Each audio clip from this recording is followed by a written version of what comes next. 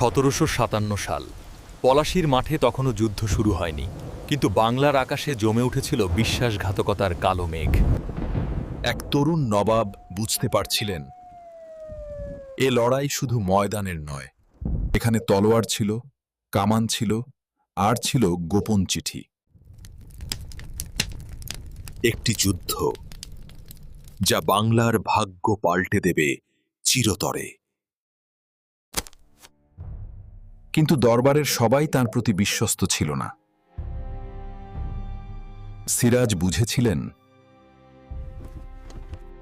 ইংরেজরা শুধু ব্যবসা করতে আসেনি। তখনকার বাংলা ছিল উপমহাদেশের অন্যতম ধনী অঞ্চল। নদী, বন্দর, বাণিজ্য সবই ছিল সমৃদ্ধির প্রতীক। নবাবের অনুমতি ছাড়াই ইংরেজরা দুর্গ মজবুত করছিল, অস্ত্র জমাচ্ছিল। সিরাজের চোখে এটা ছিল সরাসরি অবাধ্যতা। তখন নবাব সিদ্ধান্ত নিলেন, এভাবে আর চলতে দেওয়া যাবে না।